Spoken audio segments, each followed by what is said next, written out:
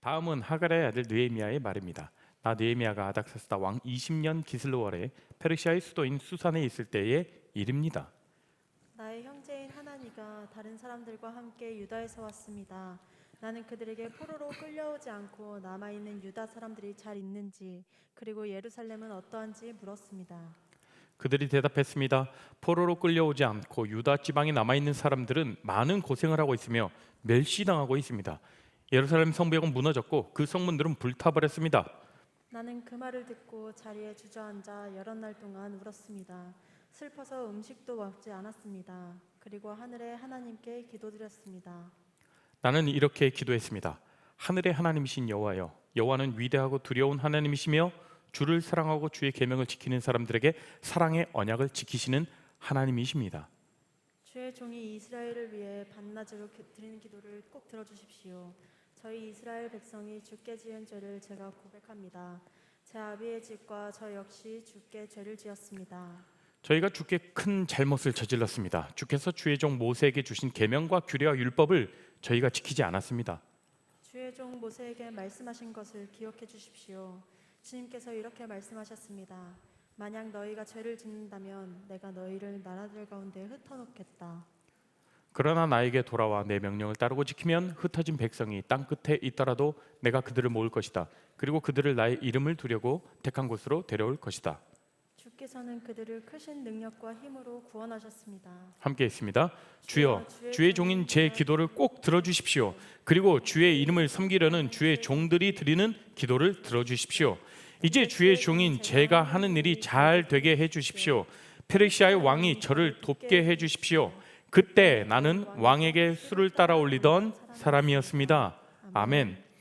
오늘부터 우리가 몇 주간 이어서 시리즈로 설교를 할 텐데 큰 제목은 삶의 틀 바꾸기입니다. 그 첫 번째로 어디서부터 시작하나요? 라는 제목으로 오늘 말씀을 증거하고자 합니다. 여러분, 우리가 살아가는 데 있어서 우리의 사고와 또 우리의 행동을 결정짓는 것이 있죠. 그것이 무엇이겠습니까? 그것은 세상을 바라보는 관점이라는 것입니다. 다른 말로 바꿔 말하자면 삶의 틀, 프레임이라고 하죠.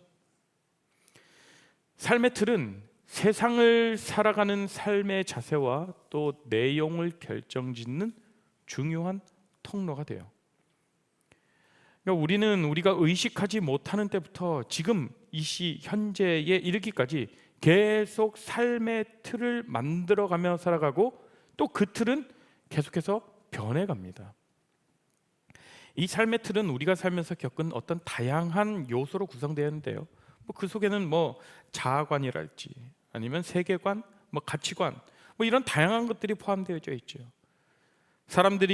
사람들은 이러한 이 삶의 틀로 세상을 바라보고 세상을 해석합니다. 자신의 삶마저 해석하게 되죠. 결국 삶의 틀이 바뀌는 것은 그 사람 속에 자아관이 바뀌고 세계관이 바뀌고 가치관이 바뀌었음을 의미하는 것이고 이것은 곧 삶의 내용이 바뀌었다는 것과 동일한 말이죠. 다시 말해서 삶의 틀을 바꾸지 않는 한 우리에게는 아무런 변화를 기대할 수 없다는 거죠. 성경 속에서 이스라엘 백성의 삶의 틀을 바꾸도록 돕는 그 인물 중에 대표적인 인물이 누구냐면 바로 우리가 함께 오늘 읽었던 그 느헤미야서에 나오는 그 느헤미야입니다. 언뜻 보기에 느헤미야는 그냥 성벽을 건축하는데 지휘했던 그런 사람으로 보입니다. 그렇지만 성벽 건축은 그가 추구했던 사역의 결과이자 현상적으로 나타난 일에 불과해요. 우리는 느헤미야를 살펴보면서 우리가 보이는 틀인 예루살렘 성벽을 재건하는 내용과 또 보이지 않는 틀, 그러니까 이스라엘 백성들의 속사람을 변화시키는 내용들을 우리가 집중적으로 보면서 우리의 삶에 좀 적용해 보길 원해요. 이 느헤미야는 비전을 다시 세우고 함께 공유했고 또 이 비전을 함께 하는 그 공동체를 만들었습니다. 결국 이 공동체는 사회를 바꿨고 그 공동체는 역사를 새롭게 만들어 나갔죠. 느헤미야는 삶의 관점을 바꿔서 사건을 다르게 해석하게 해주는 책입니다. 그냥 무너져 있는 성벽을 쌓고 다시 재건하고 거기에 사람에게 용기를 북돋아서 그런 책이 아니라 모든 그 삶의 관점을 변화시키고 삶의 그 근본적인 부분을 회복시키는 그런 것들을 보게 해주는 책이라는 거예요. 그래서 백성이 현실 속 가운데에서 현실을 살아가면서 그 문제에 대해 새로운 인식을 갖게 되고 새로운 프레임을 짜게 되고 그 틀을 바꿔나가는 것을 계속해서 우리에게 도전하고 있어요. 그러니까 우리의 영적인 부분과 육적인 부분, 그러니까 우리의 삶의 변화와 회복을 위해서 무엇이 우리에게 필요하고 또 어떤 삶의 자세를 취해야 할지 깊이 묵상하며 적용하는 시간들이 되었으면 좋겠습니다. 이것이 수련회까지 쭉 이어지고 그 이후에도 계속해서 우리가 적용하는 그러한 시간들이 되길 원합니다. 몇 주 동안 우리는 느헤미야서를 살펴보면서 우리 삶을 좀 비춰보고 우리 공동체가 함께 바라봐야 할 그 비전을 발견하는 시간이 되길 바라요. 여러분, 제가 질문 하나 드리겠습니다. 세상에서 가장 어렵고 힘든 일이 무엇인지 아십니까? 세상에서 가장 어렵고 힘든 일. 사람마다 그 기준이 달라요. 그렇지만 제 기준으로 가장 어렵고 힘든 일은 한 번도 해보지 않은 일을 새롭게 시도하는 것. 그건 저한테 굉장히 좀 어려워요. 혹시 여기에 한 번도 해보지 않은 일을 새로 시작하는 것이 흥분되고 막 기대감이 넘치고 막 신이 나고 물론 그런 분들도 계시겠지요. 그렇지만 많은 사람들을 보면 그 앞에서 무엇인가 새롭게 해야 될 일, 한 번도 해보지 않았던 일, 새롭게 도전해야 되는 일, 그 앞에서 굉장히 긴장하고 떨리고 때로는 자신 없어 하는 모습들을 보게 됩니다. 왜냐하면 그 결과가 어떻게 될지도 모르고 우리에게 익숙하지 않은 것이기 때문에 더욱 그런 마음이 들기도 하죠. 그런데 여러분, 우리의 인생이 매일매일 새롭게 도전한다라는 것을 여러분 혹시 인식하고 계시나요? 매일의 삶이 새로운 삶이에요. 우리는 매일 아침마다 이전에 한 번도 살아본 적이 없던 새 하루를 매일매일 살아가죠. 그러면서 새로운 하루를 맞이한다는 것입니다. 우리가 미리 연습해 볼 그런 기회도 없는 그런 새로운 삶을 매일매일 마주한다는 사실이에요. 우리의 삶이 반복되는 삶처럼 보일지 모르지만 우리의 삶 가운데서 예기치 못한 일이 펼쳐질 수도 있고 수많은 문제들이 우리 삶 앞에 놓여져 있다라는 거예요. 어떤 사람은 그렇게 얘기하더라고요. 아직까지 제 삶에 문제가 없었어요. 평탄한 삶을 살았습니다. 그러면 저는 어떻게 해야 될까요? 우리 모든 삶 가운데에서 문제 없는 사람은 없습니다. 문제가 발생하게 돼요. 어쨌든 이런 매일의 삶이 어떤 그런 오늘 어떤 일이 날까 굉장히 불안하고 그런 스트레스 쌓이고 압박감으로 여기면 얼마나 살아가기 힘들겠어요. 어쩌면 그것을 잘 느끼지 못한 채 살아가는 것이 축복일지도 모르겠습니다. 그런데 여러분, 가만히 생각해 보면 이렇게 새로운 일을 마주하는 것보다 더 힘든 일이 있다라는 거예요. 진짜 우리를 힘들게 하는 것, 한 번도 해보지 않은 일을 시작하는 것보다 훨씬 더 부담스럽고 더 스트레스 받고 더 압박감이 오는 그 일들이 있다라는 거죠. 그 일은 바로 과거에 실패한 일을 다시 시도하는 것. 여러 가지 일들을 우리의 삶에서 예로 들 수가 있죠. 이성에게 사랑을 고백했다가 거절당한 기억이 있는 사람은 누군가에게 자신의 마음을 고백하는 것을 회피하기도 하죠. 그런 거 상관없이 막 들이대는 사람도 있어서 그게 문제지만, 그리고 수능 시험에서 내가 생각했던 그 결과가 나오지 못하고 한동안 다시 한 해 동안 또 내가 공부를 해서 또 이렇게 다시 시험을 봐야 되는 그런 마음 얼마나 힘듭니까? 여러분 혹시 지금 다시 수능 시험을 준비하시는 분들이 이곳에 계시죠? 여러분들을 정말 응원하고 저희가 격려합니다.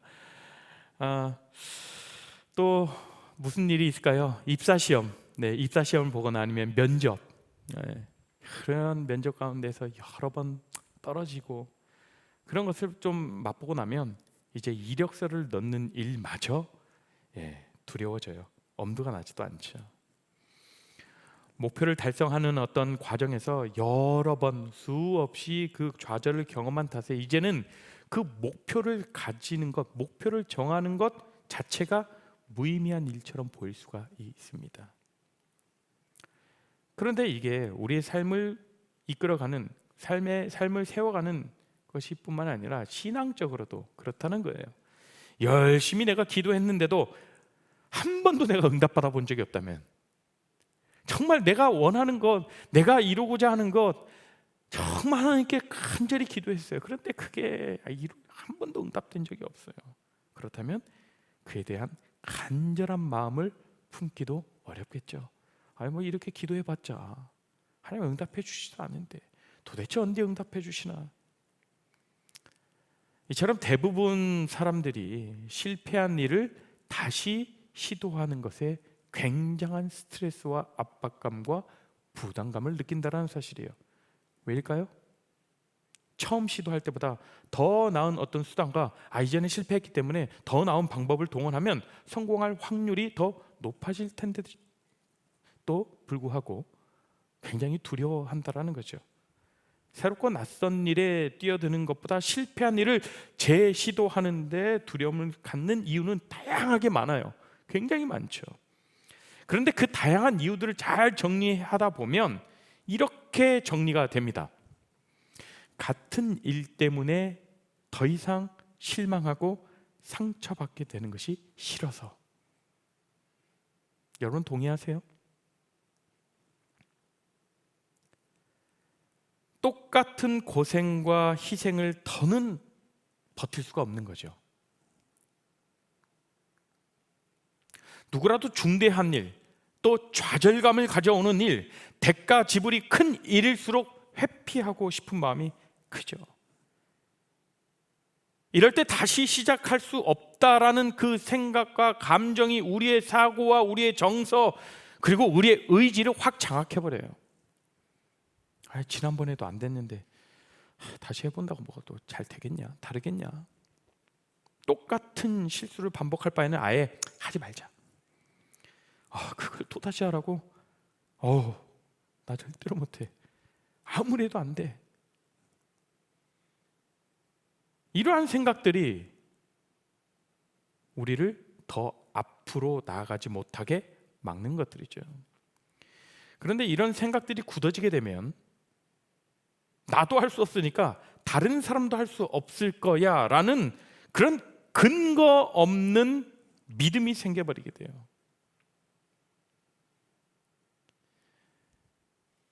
그리고 어느 순간에는 자신이 속한 공동체와 그 조직까지 부정적으로 바라보게 돼요. 모든 삶과 모든 관계, 모든 사람들을 굉장히 부정적으로 바라보게 되죠.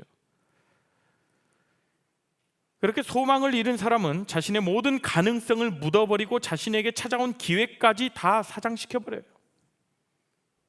그래서 그런 고통과 스트레스를 잊고자 굉장히 허망한 것에 집착하기도 하고 때로는 1차적인 쾌락에 집중하기도 합니다. 그저 내가 생각하고 그것을 마주하기 힘든 감정이 있기 때문에 그냥 빨리 잊어버릴 만한 것, 내 뇌를 다른 쪽으로 확 돌릴 만한 것. 반대로 완전히 일에만 몰두하는 사람들이 있어요. 그런데 여러분, 이런 문제가 수천 년 역사 속에서도 동일하게 일어났던 일들이에요. 이런 문제들이 우리의 인간을 끊임없이 괴롭히며 살아갔다라고 하는 사실입니다. 이스라엘 역사를 한번 살펴볼까요? 이스라엘은 원래 한 국가였죠. 그런데 이스라엘이 분열되었죠. 누구 때요? 솔로몬의 아들 르호보암이 통치할 때 북이스라엘과 남유다로 분열됩니다. 마치 우리나라처럼요. 이스라엘 12지파 중에 10지파로 구성된 북이스라엘 19명의 왕이 통치했습니다. 결국 아수르라는 그 거대한 강대국에 의해서 주전 BC 721년에 멸망하고 말았습니다. 그리고 유다 지파와 베냐민 지파로 이루어진 남유다는 바벨론에 의해서 586년에 멸망하고 말았습니다. 결국 이스라엘 백성은 40년의 광야 생활을 거쳐서 가나안 땅에 들어갔습니다. 그리고 7년간의 전투를 통했고, 그리고 또 8년간의 토지 분배 과정을 통해서 쟁취한 하나님이 약속하셨던 그 약속의 땅 이스라엘을 완전히 잃어버리고 마는 거예요. 얼마나 그 약속의 땅을 취하기 위해서 숱한 고생을 많이 했습니까? 수많은 인력들과 시간과 그 마음을 쏟았지 않습니까? 그런데 그게 다 잃어버린 거예요.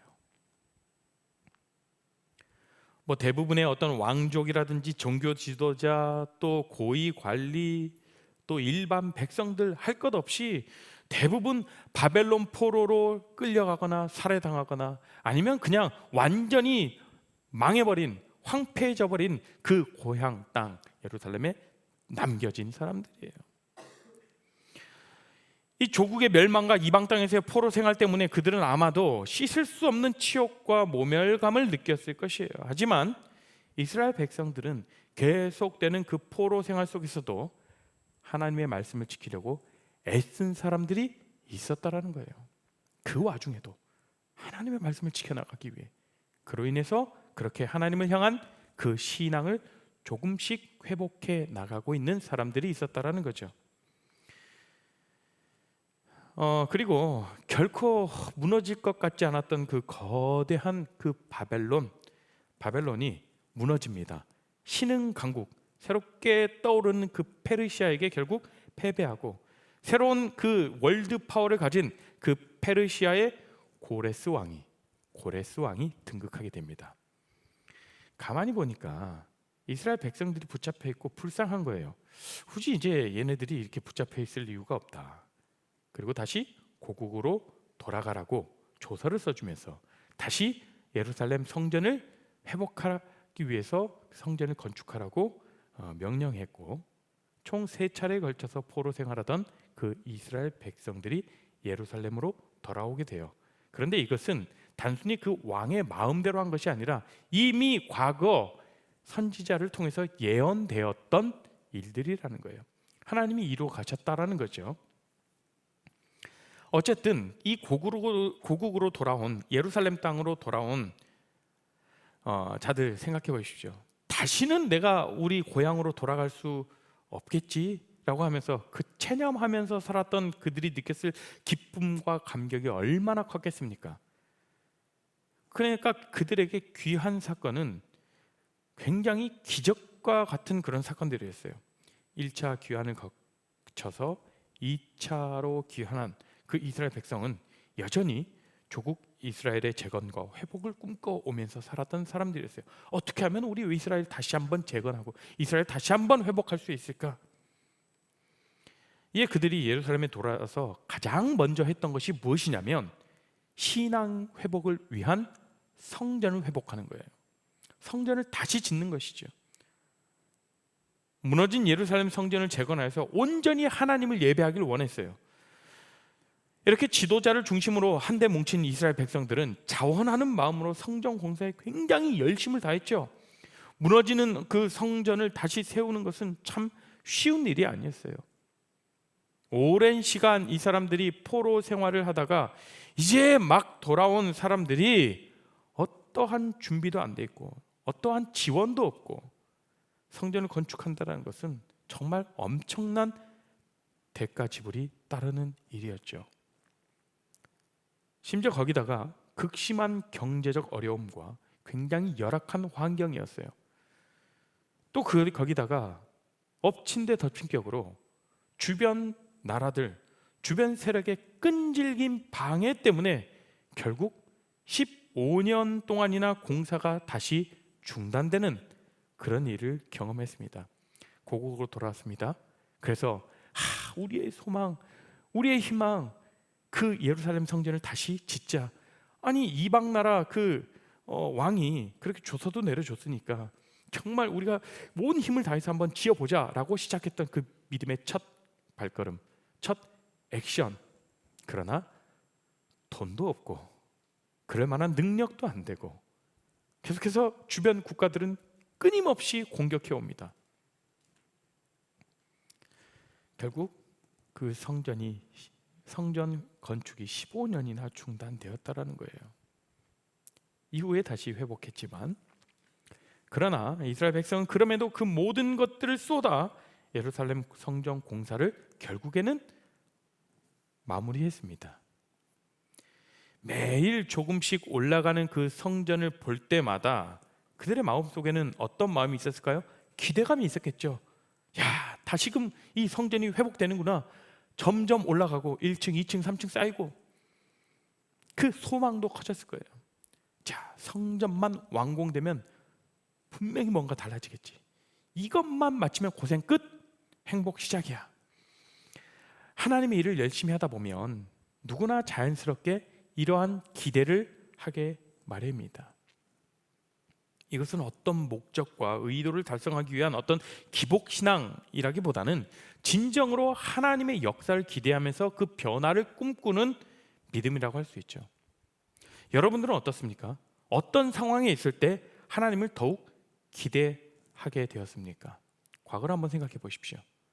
먼저 말씀을 가까이 하면서 뜨겁게 기도할 때 하나님을 기대하게 되죠. 하나님이 역사하실 거야. 하나님 내 문제를 풀어가실 거야. 하나님 방법대로 이끌어 가실 거야. 또 비전 트립이나 아울리치 때, 아니면 개인적인 관계에서 복음 증거를 합니다. 그리고 또 도움이 필요한 곳에 실제적인 필요를 채울 때도 정말 하나님을 더욱 기대하면서, 하나님, 저는 이렇게 작게 헌신하지만 더 크게 일하실 하나님을 바라보겠습니다 라고 하나님을 더욱 기대하게 되었죠. 하나님이 기뻐하시는 이 신앙, 교회 신앙 공동체를 세운다라는 그 목표를 정해서 우리가 모이기에 힘쓰고 서로 땀을 흘릴 때도 그렇죠. 이를테면 제가 조금 전에도 말씀드렸던 비전 트립이나 아울리치를 준비하거나 또 수련회를 준비할 때나 기도 모임을 할 때라든지, 우리가 총력을 다해 준비할 때 하나님의 역사를 기대한다라는 거예요. 아, 하나님, 우리가 이렇게 열심히 하고 있습니다. 하나님 위해서 이렇게 헌신하고 있습니다. 하나님이 역사하시겠죠. 하나님 얼마나 크게 우리에게 은혜를 베푸시겠습니까? 이런 기대감을 갖고 있다라는 거예요. 예루살렘 성전 공사 역시 분명히 하나님이 원하시고 또 하나님이 기뻐하시는 일이었습니다. 그 일은 처음부터 끝까지 하나님의 은혜와 하나님의 능력으로 이루어진 역사였죠. 성전을 건축하는 동안 이스라엘 백성은 그 과정 가운데 함께 하시는 하나님의 신실하심을 느끼고 경험할 수 있었어요. 그런데 보세요. 무언가 이상한 점이 하나 보이게 됩니다. 성전을 완성했어요. 성전이 세워졌습니다. 그랬는데도 그들의 현실이 전혀 나아지지 않는 거예요. 성전만 완공되면 모든 것이 다 바뀌고 이 판도가 다 바뀔 것 같은 그런 마음이었는데, 성전이 완공되었는데도 하루가 지나고 이틀이 지나고 수일이 지나도 그들의 현실은 그대로 여전하다라는 거예요. 폐허더미의 예루살렘은 여전했고 그 어디에서도 돈과 식량을 지원받을 수가 없었어요. 그러니까 이 사람들에게 있어서 성전에서 예배할 수 있어서 좋다는 점 외에는 무엇 하나도 긍정적이지가 않았어요. 삶의 기본적인 그 조건을 충족시켜 줄 만한 어떤 그런 기반 자체가 희박한 그런 예루살렘에서 더는 머물 수 없을 것 같은 그런 현실이었다라는 거죠. 그러니까 처음 이스라엘 백성은 그 고국으로 돌아와서 어떤 마음이었겠어요? 정말 불타오르는 그 열망, 그 열망은 곧 실망으로 바뀌어버렸다는 거예요.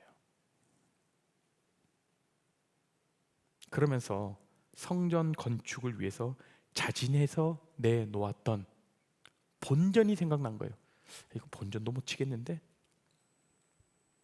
도대체 이게 뭔가? 내가 이런 걸 보려고 그 고생을 했나? 나도 모르게 나왔어요. 도대체 우리가 뭘 잘못한 거지?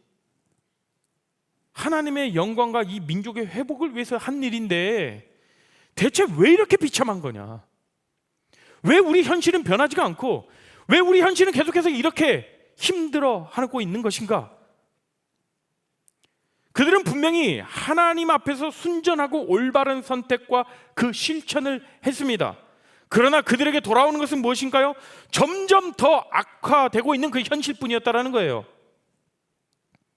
게다가 그들은 오랜 포로 생활로 지쳐 있었기 때문에 그 어려운 현실을 버텨낼 만한 어떤 힘도 없었고 통찰력마저도 없었습니다. 결국 이스라엘 백성은 꿈을 포기하고 좌절감과 실패감만을 안고서 사방으로 다 흩어져 버립니다. 우리가 이렇게 해서 뭐하냐? 그냥 내 살 길 내가 알아서 해결하겠다. 다 뿔뿔이 흩어져 버려요. 한때 주님이 주신 그 꿈에 모든 것을 걸었던 사람들이 자신들의 눈앞에 당면한 먹고 사는 그 문제에 모든 마음과 생각의 초점을 다 맞춰버리게 된 거죠. 그 하나님이 주셨던 그 꿈, 처음에 생각했던 그 열망이 다 물거품이 돼버린 거예요. 그런데 여러분, 먹고 사는 문제, 현실에 당면한 그 어려운 문제, 이것보다 이들에게는 더 큰, 더 심각한 문제가 있었다라는 거예요. 느헤미야는 자신의 형제 하나니에게 당시 예루살렘 상황을 전해 듣습니다. 느헤미야 1장 2절부터 3절인데 같이 읽어볼까요? 시작.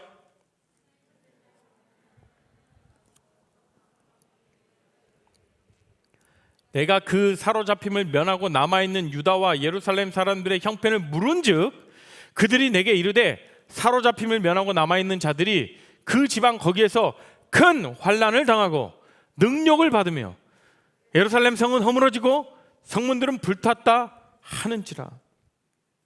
여기서 여러분 잠시 보세요. 저 말씀 보시겠어요? 큰 환난을 당하고 라는 말은 히브리 원어적으로 보면 어떤 얘기냐면 큰 재앙 가운데 있는, 다른 말로 커다란 죄악 가운데라는 것을 뜻합니다. 그러니까 하나님께 죄를 범함으로써 그 모든 것을 잃고 포로 생활을 하다가 자신들의 나라가 다 멸망하고, 그 이유가 뭐예요? 하나님께 범죄했기 때문에 그렇게 된 거예요. 그리고 그 수많은 날들을 포로 생활을 했죠. 그러다가 돌아온 사람들이 이제 좀 정신을 좀 차려야죠. 그런데 여전히 죄악 가운데 빠져 있었다라는 거예요. 이게 이들의 문제의 가장 큰 문제예요. 지금 먹고 살고 현실이 지금 너무 어렵고 이게 문제가 아니라는 거예요. 느헤미야 입장에서 이들의 정말 문제는 여전히 하나님께 범죄하고 있는 것,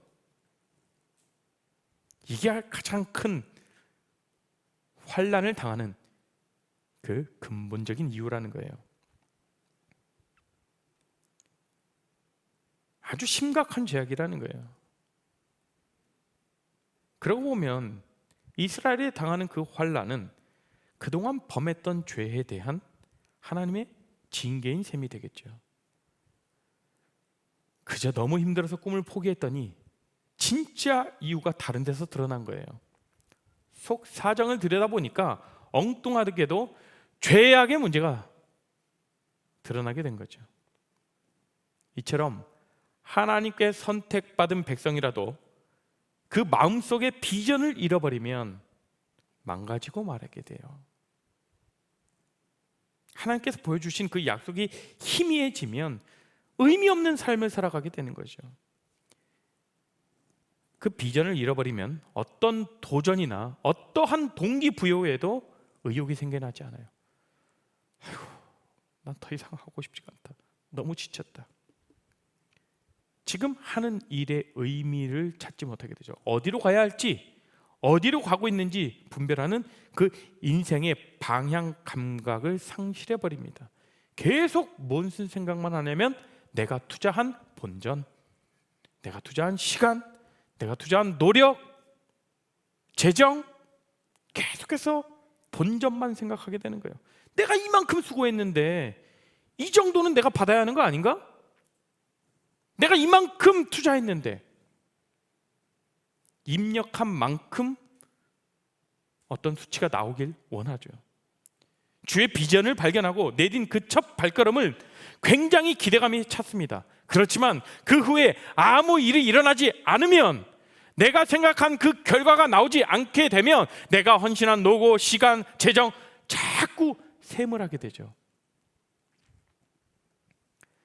이 세상은 철저하게 자신의 유익을 추구하는 사회가 되어버렸어요. 나에게 이득이 없으면 내가 굳이 이렇게 투자해서, 나에게 이익이 없는데 내가 굳이 이렇게 해야 되나? 시간이 갈수록 우리는 결코 손해보려고 하지 않습니다. 자신을 위해 하나라도 더 챙기려고 하는 그런 모습들이 이 사회에 얼마나 만연해 있는지 모르겠어요. 내가 왜 공동체를 위해서 내가 불편과 불이익을 감수해야 되는지 반문하기도 하죠. 내가 왜? 눈에 보이지 않고 불명확한 하나님의 유업 대신에 자신의 경험과 합리적인 사고로 결정한 영역에 안주하려고 합니다. 모든 것이 내 계산에 딱딱딱 맞아떨어져야 돼요. 왜 그럴까요? 공동체가 추구하는 그 방향과 자신을 분리해서 사고하기 때문에 그래요. 이 공동체 안에 내가 있는데도 불구하고 공동체가 추구하는 그 방향과 나를 분리해버립니다. 지금 우리의 모습은 성전 공사를 마친 뒤에 현실의 어려움 때문에 주저앉은 이스라엘 백성과도 너무나도 같다라는 거예요. 이제 우리는 인정해야 됩니다. 우리가 주님께 드릴 것을 생각하기보다는 어떻게 하나라도 더 받아내려고 혈안이 되어 있는지를요. 나를 움직이게 하는 그 본질이 무엇인지, 그것이 내 삶을 얼마나 오염시켰는지 들여봐야 해요. 얼마나 내가 자기중심적이고 어떤 그 세속적인 가치관과 사고방식이 내 삶 가운데 만연해 있는지, 내 삶 가운데 자리 잡고 있는지 우리는 깨달아야 합니다. 교회 리더와 또 교회 시스템을 평가하고 비판함으로써 어떤 개혁과 변화를 외치는 사람들이 얼마나 많은지도 모릅니다. 그런데 여러분 기억하세요. 참된 개혁은요, 개인의 내면에서부터 시작된다는 것을 기억하십시오. 어떤 시스템을 비판하고 효율적인 것 같이 보이지 않는 그런 비효율적 것 같이 보이는 것을 내가 판단하고 그것을 결정하면서 내가 이 개혁을 외치는 것이 아니라, 정말 진정한 개혁은 내 스스로가 개인의 내면에서부터 시작한다라는 사실을 기억해야 합니다. 내가 하나님 앞에 어떤 모습으로 서 있는지 살펴보고 취해야 할 것과 버려야 할 것을 분별하며 행동해야 합니다. 개인에서 공동체로, 내면에서 삶으로 확대되지 않는 변화는 그 누구도 어떤 것도 변화시킬 수 없어요. 바꿀 수 없어요. 이게 바로 우리가 변화하고 회복하는 출발점이 된다는 사실을 기억하십시오. 혹시 여러분도 무너진 성벽 앞에 주저앉아 있는 그 이스라엘 백성처럼 꿈을 꾸다 멈추진 않았습니까? 하나님을 위해 사역하고 있지만 마음이 예전 같지 않아서 갈등하고 있는 건 아닙니까? 때로는 최선을 다하면 할수록 더 상황이 나빠지고 있습니까? 노력에 따른 열매가 없어서 굉장히 고민하고 낙심 가운데 있는 사람들이 있습니까? 느헤미야는 그 무너진 성벽을 보고 하나님께 울며 금식하며 자신의 마음을 드렸습니다. 1장 4절 말씀 한번 볼까요? 함께 읽습니다. 시작.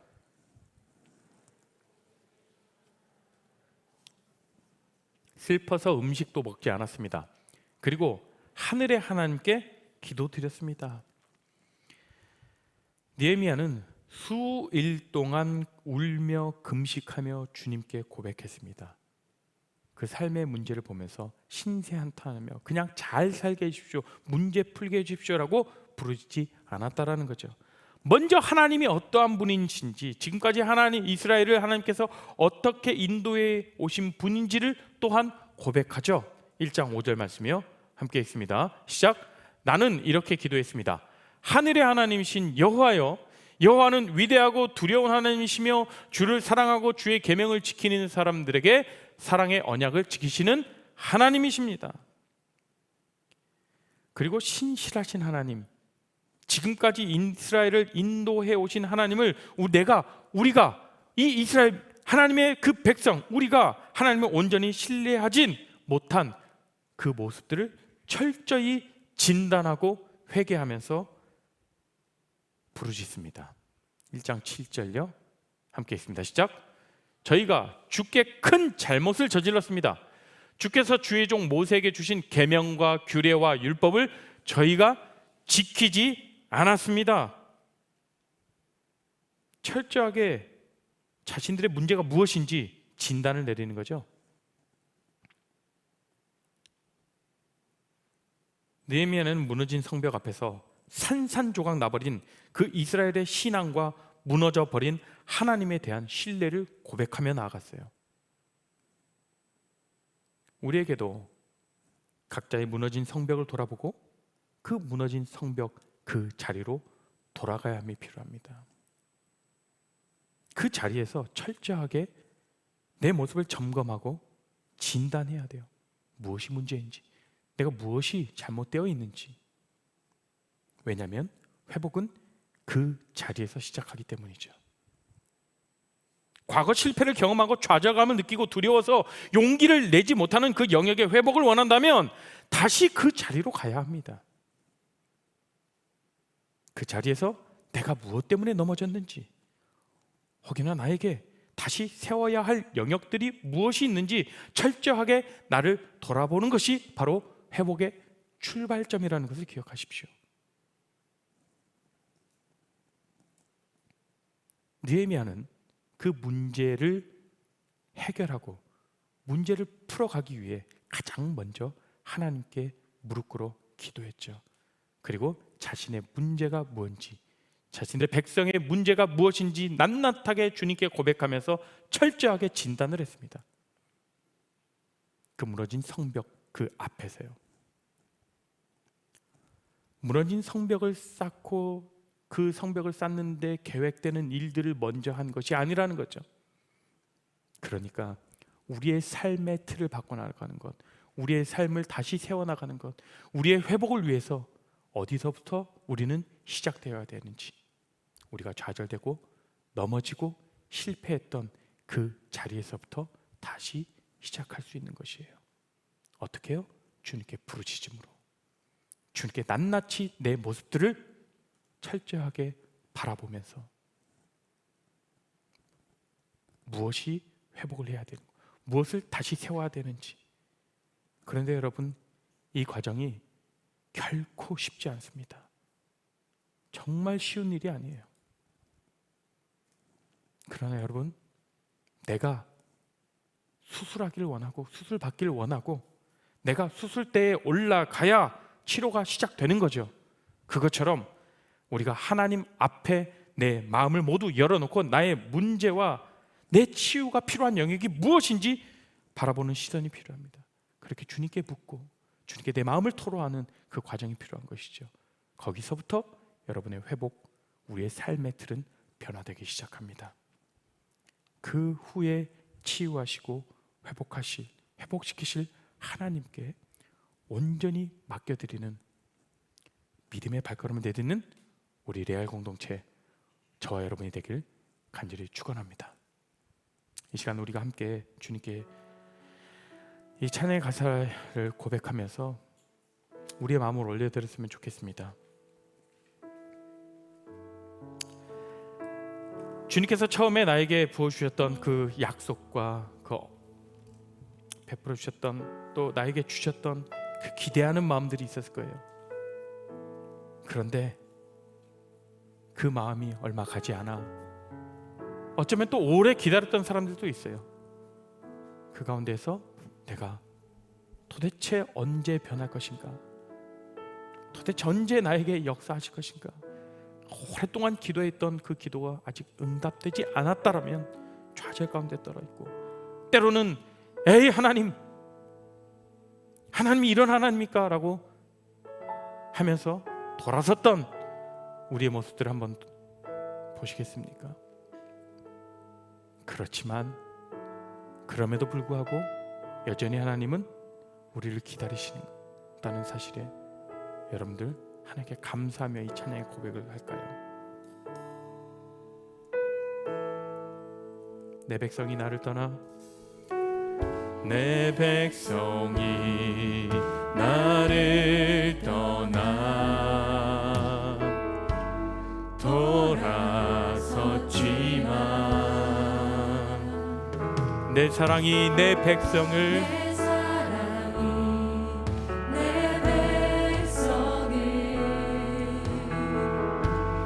보기 못하니 내 모든 것 내어주고 나 그들을 얻으리라. 여호와께 돌아가자.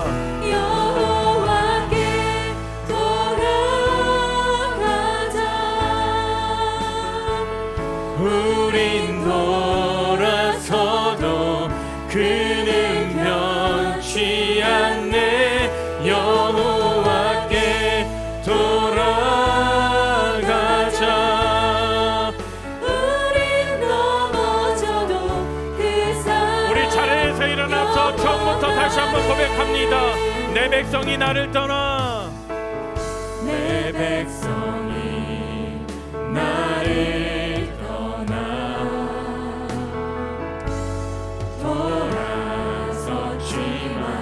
주께 우리의 마음을 고백하며 나갑니다. 내 사랑이 내 백성을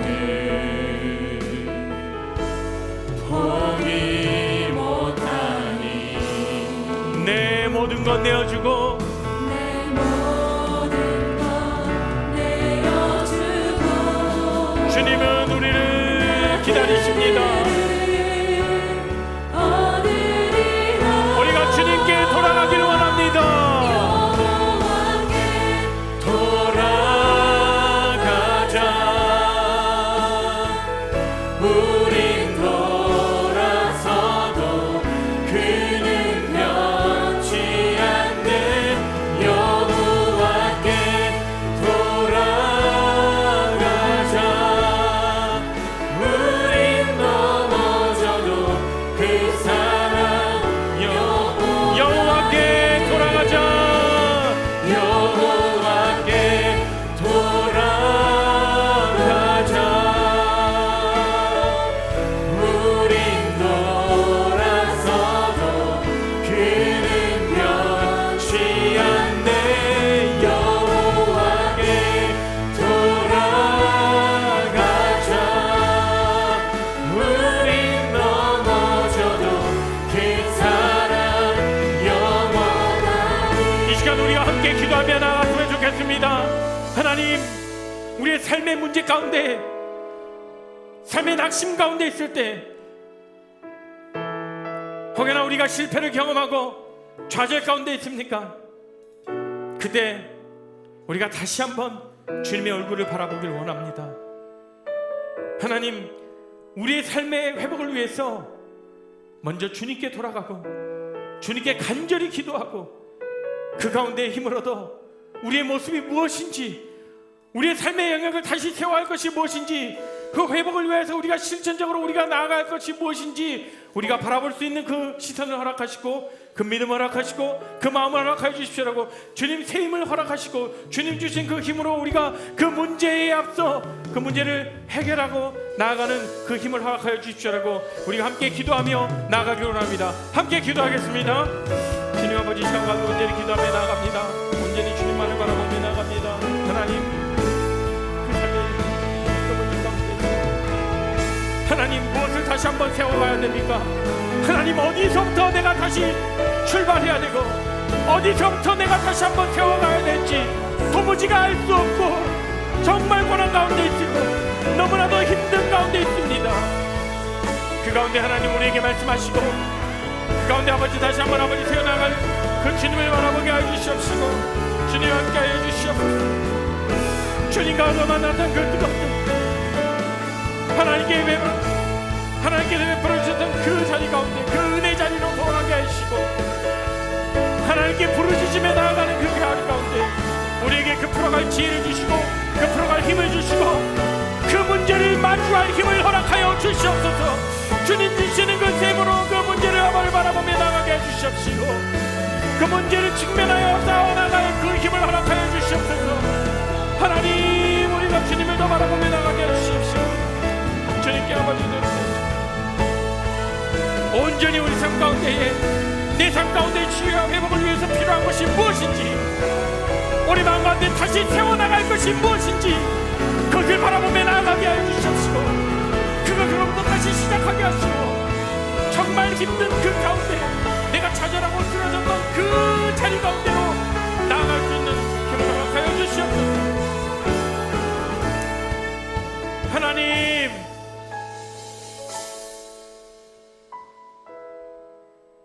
실패했던 그 좌절됐던 그 순간이 너무 힘들어서 다시 시도하지 못하고 아무리 기다려도 하나님의 응답이 없어서 내가 다시는 하나님의 손을 붙잡지 않겠다라고 결정하고 그렇게 낙심하고 그런 마음을 가졌던 우리 가운데에 주님 새로운 시각을 부어 주시옵소서. 다시금 주님 앞으로 나아갈 수 있는 힘을 주시고 다시금 우리의 삶 가운데 무엇을 회복하고 무엇을 다시 세워나가야 되는지 주님 우리에게 말씀하시고 주님 우리에게 보여주시고 그것을 감당할 수 있는 힘마저 주님 허락하여 주시옵소서. 우리의 힘으로는 할 수 없습니다. 우리가 가진 어떠한 경험으로 우리의 능력으로는 할 수 없음을 다시 한번 고백합니다. 하나님 그 가운데 그것을 우리가 그 자리로 나아갈 수 있도록 우리의 발걸음을 인도하시고 우리의 마음을 문을 열어주시고 그 자리로부터 다시 회복을 시작하는 그 자리로 우리를 불러주시옵소서. 그 부르심에 우리가 예 주님 제가 그 부르심에 순종하며 나가겠습니다라고 고백하는 우리 모두가 될 수 있도록 우리와 함께해 주시기를 간절히 기도합니다.